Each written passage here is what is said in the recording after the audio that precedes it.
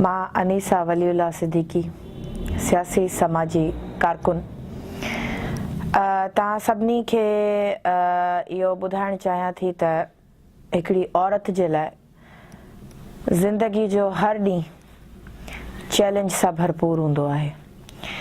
को हिकिड़ो साल न, को हिकिड़ो हफ़्तो न, को हिकिड़ो महीनो न, बल्कि हर ॾींहुं हिकिड़ा नवां चैलेंजिस। सुबुह जो जॾहिं उहो उथे थी त हिकिड़नि नवनि चैलेंजिस सां गॾु उथे थी ऐं राति ताईं उहो उन्हनि फैक्टर्स खे एक्सेप्ट करण में, उन्हनि चैलेंजिस खे फेस करण में गुज़ारे थी।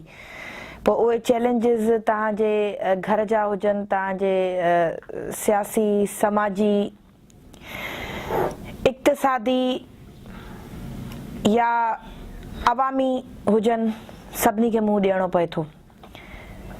ऐं हिकु बुर्दबार औरत जे लाइ, जेका हिकु घरेलू औरत हुजे, जंहिं ते ॿारनि जूं ज़िमेदारियूं हुजनि, घर जूं ज़िमेदारियूं हुजनि, उन जे लाइ सियासी ऐं समाजी मैदान में पंहिंजो पाण मञाइणु, इहो हिकिड़ो तमामु वॾो चैलेंज आहे।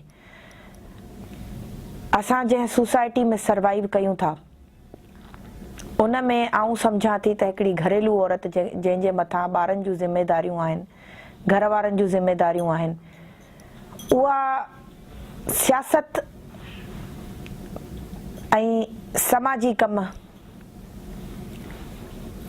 खे गॾु खणी हली त सघे थी, पर एतिरो त हुनखे जंड में अटे वांगुरु पीठो थो वञे, हर ॾींहुं, हर ॻाल्हि ते, हर मौक़े ते, जो मां सम्झां थी त इहो कमु हिकिड़ी औरत ई बख़ूबी करे सघे थी, कंहिं मर्द जे वस जी ॻाल्हि कान्हे। ऐं असांजे मुआशिरे में जेके महिनती, जाखोड़ींदड़ औरतूं आहिनि, उन्हनि जे लाइ पंहिंजो पाण साबित क़दम रही हिन सोसाइटी में पंहिंजे पाण खे मञाइणु तमामु ॾुखियो आहे। असीं अॼु बि सिंध जे अंदरि उन्हनि रस्मुनि में विकोड़िया पिया आहियूं, उन्हनि असांजूं जेके न्याणियूं आहिनि, मावरूं आहिनि, भेनरूं आहिनि, उन्हनि रस्मुनि ऐं रवाजनि में विछड़ियल आहिनि, जंहिंमें ही मेल डोमिनेंट सोसाइटी हावी आहे। हिते हिकिड़ी महिनत कंदड़ औरत खे आॾो नथो अचणु ॾिनो वञे। फेवरेटिज़म, नेपोटिज़म ऐं करप्शन ऐं किथे बि हिन समाज में, हिन सॼे पाकिस्तान में घटिजंदे नथी पई ॾिसां। अक़रबा परवरी ॾींहुं ब ॾींहुं वधी रही आहे। हर माण्हू पंहिंजनि पंहिंजनि खे नवाज़ण जे चकर में आहे। महिनती माण्हू सिर्फ़ अटे वांगुरु पीसजंदा था रहनि। इहा ई हिकिड़ी महिनत कंदड़ औरत, चाखोड़ींदड़ औरत जी कहाणी आहे। ऐं अफ़सोस सां मूंखे इहो चवणो थो पए त हिन समाज में हिकिड़ी जाखोड़ींदड़ औरत जो किरदारु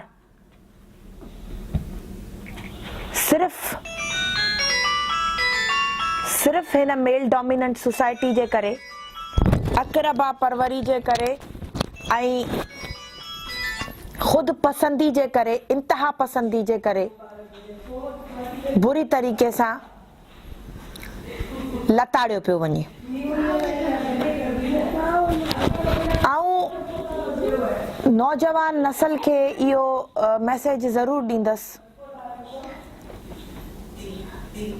त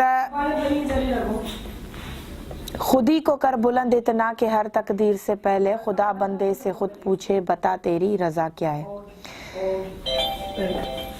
पंहिंजे पाण खे अहिड़ो कयो जो तव्हांखे हाराइण जे लाइ साज़िशूं कयूं वञनि। सो साबित क़दम रहो। इंशाअल्लाह हिकु न हिकु ॾींहुं तव्हांखे मंज़िल ज़रूरु मिलंदी। ऐं 2019 इंशाअल्लाह असांजी सॼी पाकिस्तानी क़ौम जे लाइ ख़ुशियुनि जो साल साबित थींदो ऐं नौजवाननि जे लाइ बहितर मुस्तक़बिल जो, उन्हनि जे लाइ नौकरियुनि जो साल साबित थींदो, उन्हनि जे लाइ ख़ुशहाली जो साल साबित थींदो। असांजूं न्याणियूं मावरूं भेनरूं जेके सालनि खां वठी जाखोड़ींदियूं रहनि थियूं, कुझु न कुझु कंदियूं रहनि थियूं, सिंध जे मसाइल खे जे लाइ आवाज़ उथारींदियूं रहनि थियूं। असीं सभु गॾु आहियूं इन प्लेटफॉर्म ते, यूथ जे लाइ गॾु आहियूं। जिथे सिंध जी ॻाल्हि ईंदी, सिंध जे हुकूक जी ॻाल्हि ईंदी, उते असीं सभु मुतहद आहियूं। भली असांजो तालुक़ु कहिड़ी बि सियासी समाजी पार्टी सां छो न हुजे, पर राइट्स जे लाइ असांजो आवाज़ हिकु आहे ऐं इहा यूनिटी स्ट्रेंथ ही असांखे साबित क़दम बणाए थी। ऐं सभिनी औरतुनि खे जेके बि सियासी समाजी असांजूं जाखोड़ींदड़ न्याणियूं आहिनि, उन्हनि खे आउं अपील थी कयां ऐं उन्हनि खे दावत थी ॾियां त अचो हिकिड़ो अहिड़ो प्लेटफॉर्म ठाहियूं, हिते असां हिकिड़ी अहिड़ी सोसाइटी डेवलप कयूं जंहिंमें अञा वधीक असां वुमन खे एम्पावरमेंट जे लाइ असां वटि उहे स्किल्स डेवलप थियनि, उहे अहिड़ा असां इदारा क़ाइमु कयूं उते सिर्फ़ु वुमन एम्पावरमेंट ते कमु थिए।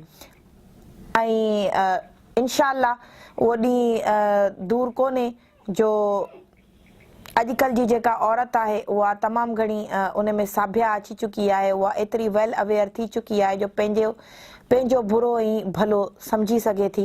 इन करे असां अहिड़ी सोसाइटी डेवलप कयूं जंहिंमें सिर्फ़ु जाखोड़ींदड़ औरतूं उन्हनि औरतुनि जे लाइ कमु कनि जेके सिंध जे उन्हनि इलाइक़नि में अञा ताईं पिसजंदियूं थियूं रहनि ऐं पीड़बियूं थियूं रहनि, जिन खे उन्हनि जा हक़ूक़ अञा न मिली सघिया आहिनि।